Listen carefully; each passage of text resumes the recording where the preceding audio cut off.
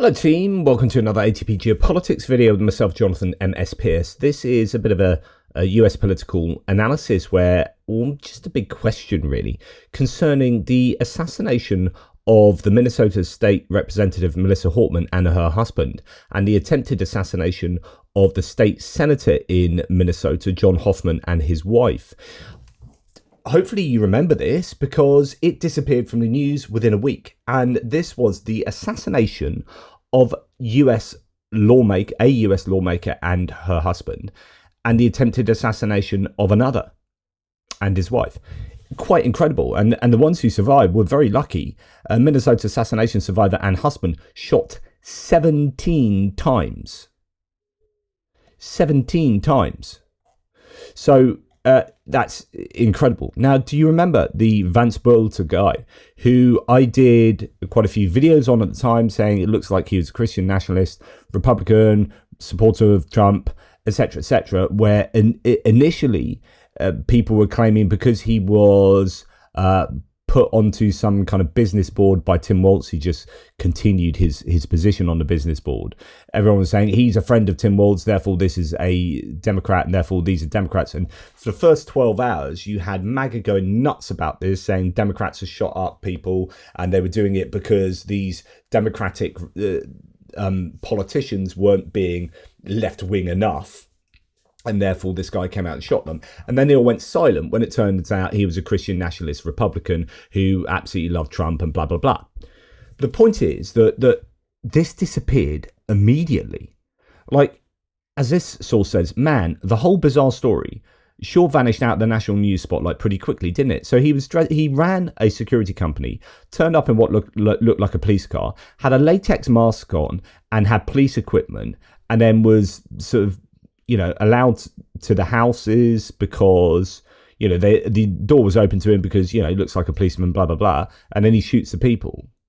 Horrific story, but it disappeared. And it disappeared because these were Democrats who were shot. Absolutely 100%. But I just don't think that would have happened had it been the other way around with Biden in charge.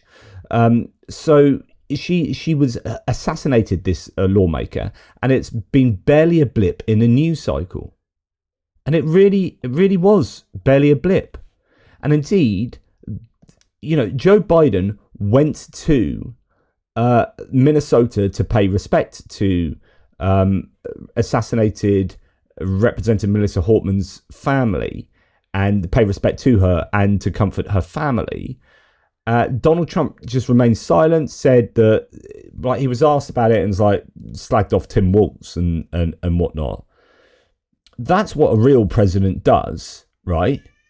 Now, admittedly, these were Democrats, but you are president of everyone in the United States of America. You don't pick and choose who you kind of represent and who are, well, maybe you do pick and choose who are worthy of decency and comfort and respect when they or their family members are killed. Trump went golfing that day, right? And Joe Biden and others went to the funeral. And let's remember, it's a Trump supporter that killed Heather Heyer in Charlottesville. It was a Trump supporter who attacked Paul Pelosi with a hammer, to which Donald Trump Jr. and others have been insanely disrespectful, taking the mickey out of Paul Pelosi, who was attacked with a hammer and almost killed. Joking about having Halloween costumes with hammers and this and that. Just really, really inappropriate. There was a Trump supporter who murdered 22 people in El Paso and assassinated a Democratic lawmaker and her husband in Minnesota, and climbed onto a roof in Butler, Pennsylvania with his rifle. Remember, we have heard nothing about that Butler, Pennsylvania shooter. Tried to assassinate the president. Why is that? Why have we heard nothing about him? And that transgender, that transgender person who shot the kids in that church, everyone went mental about that for quite a long time. It turns out that actually they had given up being trans, according to New York Post, and they wore their hair long as a kind of last vestige of that, but had actually rejected the trans that might need some fact checking, labeling or identity. So just some young white person with a gun, right? And I say that because actually there is a tendency for mass shooters to be white. More so, there's an overrepresentation indeed of white people in mass shootings. So that's interesting. But we don't tend to hear about them when it's politically convenient not to hear about them. And when that shooter was supposedly, a trans shooter, it was all over the news, and it was, you had Republican politicians shout about the identity of this person being trans. And yet the shooter, as someone said, we know more about that person in 13 hours than we know about the shooter in Butler in the best part of a year, in 13 months. What is going on there? And we have had the actual assassination of lawmakers in Minnesota disappearing out of the news within a week. Where was Fox News shouting about this? I find it unconscionable. James Tate says he needs to tell us how much he is winning. Retweeting here something that says Donald Trump couldn't be bothered to go to the funerals of 2 Democratic lawmakers who were murdered. He couldn't be bothered to attend a dignified transfer for US soldiers. He couldn't be bothered to stick around at the G7 summit. He couldn't be bothered to visit the states ravaged by floods and tornadoes. But you better believe he was there for a tour of Alligator Alcatraz, an immigrant concentration camp. Seems like his priorities are in check. And then what happened just after the assassination of those lawmakers, or the lawmaker and her husband, was this. An Idaho shooter, Wes Rowley, started a fire up in Idaho that caused local firefighters to come and try and put it out in the bush. Was hiding up a tree because he was an arborist working for his dad's, I think, tree cutting company or something. So he's hiding up a tree with a high-powered sniper rifle and shot the firefighters, right? I reported on this at the time, just briefly. 2 firefighters were fatally shot while responding to a brush fire. Another one was badly injured. Here's what we know. And it's a fascinating, if like horrific story, this, by the way. And it turns out that Wes Rowley, parents were MAGA fans, MAGA supporters.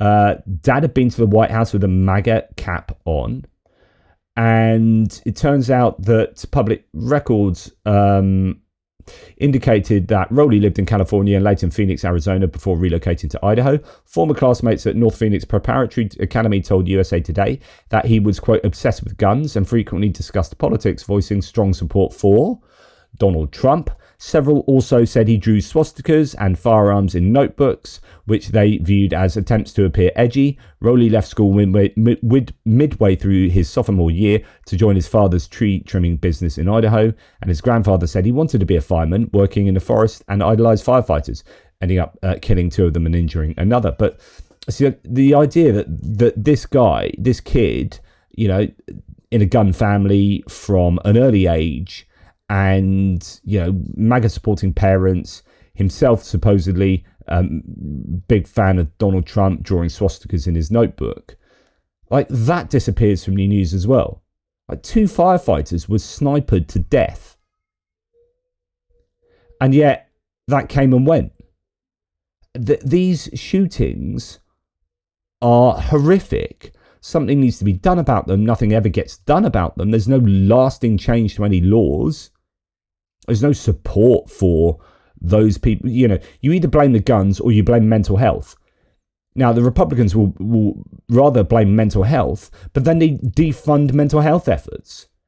So you're like, okay, well, look, if you don't believe it's guns that's doing this, like if you don't believe there's a problem giving a razor blade to a 2-year-old, if you don't think there's a problem giving guns to people who really shouldn't have guns, then don't look at the gun laws, look at the mental health of these people that shouldn't have guns and try and solve it that way. But you don't do that either. Like with the attack on the CDC and not allowing them to synthesize or to collect and synthesize gun statistics, and then, gutting medical aid you're left doing nothing and nothing changes. And then these things happen. And when they're Republicans that do it, you're like, oh, that's uncomfortable. We won't report on that after a couple of days. And we won't kind of mention the connections there. Fox News will just smooth over it. And before you know it, you've had a bunch of mass shootings where there's a clear political correlation, at least, and we could argue causation, that is systematically ignored. Just, it blows my mind that disappeared out, that this story disappeared within a week. That's an absolute horror story, that's an assassination of politicians. How much have you heard about it since it happened?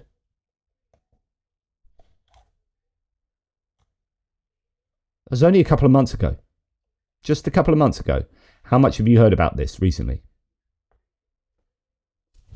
Anyway, just a question. I'm not sure I can add anything else other than, what's going on here?